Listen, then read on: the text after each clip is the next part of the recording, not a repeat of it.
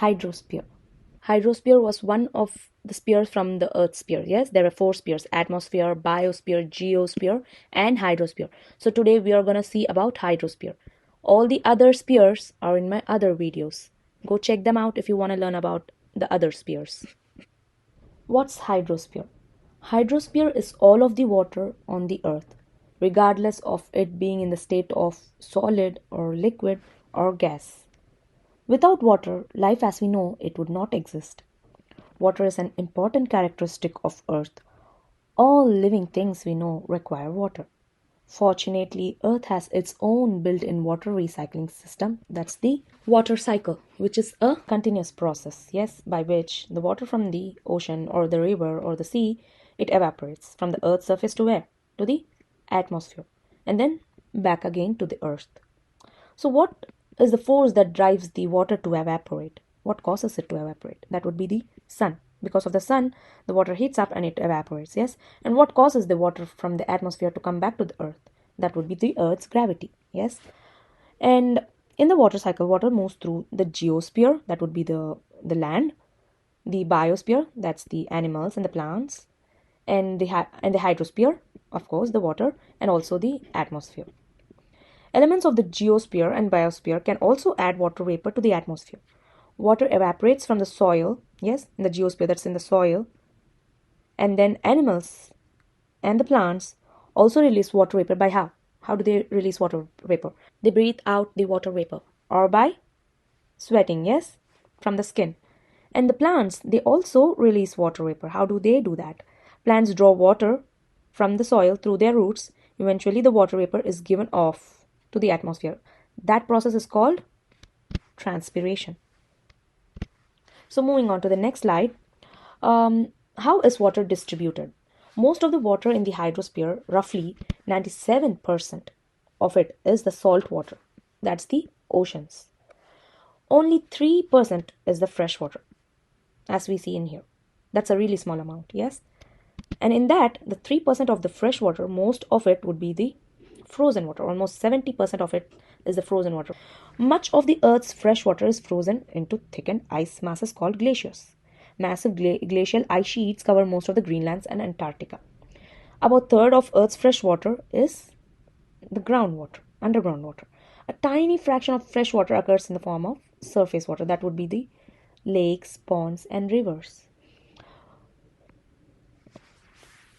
So now that we saw the lakes, ponds, and the rivers were the tiny, small amount of surface water, let's start with river. Which is the largest river in United States? It's the Mississippi River. And it originates from a lake called Itasca in the northern Minnesota. It flows 2,348 miles until it pours in Gulf of Mexico. That's where it ends. The Mississippi River's watershed is the fourth largest in the world. The area of watershed covers 40% of landmass of the United States. So what does watershed mean? This entire area that you see is a watershed. How watershed works, yes. Here I've got a parchment paper which I'm crumpling it up into a ball, and then I'm spreading it out on a flat surface. And if you can see in here, there's natural formation of places like mountains and ridges and land, flat surface, yes. So when you see that the rain falls, all of the water it gets collected in one spot, and most of the water gets streamed down, yes. If you see in here, it's forming a stream to get collected in one place. That would be a lake. These ridges keep the water separated. They do not let the water mix, yes, and that would be watershed. So you can see how that anywhere the water falls, it gets drained to one particular spot. Moving on to the next slide, we know that the surface water was of three types, yes, the rivers, the lakes, and the ponds. So we just saw about river, let's see about lakes and ponds. How is lake different from pond? Lakes are usually bigger and ponds are smaller. Lakes usually have rivers flowing in and out of them, whereas ponds, they don't have rivers flowing in and out of them. Plants are around the edges. You can see the plants around the edges. The plants, they cover the surface sometimes. Next, moving on to the groundwater. Where does this groundwater form? So we know that during precipitation, that's during rainfall, all the water falls in the ocean.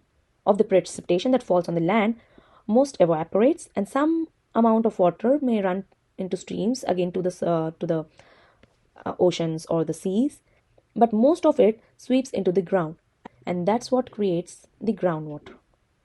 Groundwater is the water found underground in the cracks and spaces in the soil, sand, and rocks. How much do we depend on groundwater? Groundwater supplies water for 51% of the total United States population. Groundwater helps grow over 64% of irrigation to grow crops. Groundwater is an important component in many industrial processes. Next, moving on to the ocean water.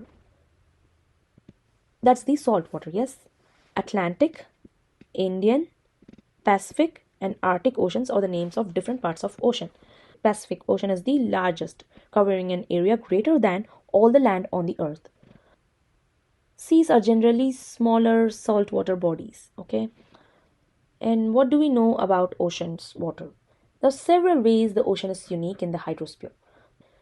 The water in the Earth's ocean varies in salinity, density, and temperature. Let's see how deep the oceans can be. The average depth of ocean is about 3,688 meters. That's the deepest that we have recorded.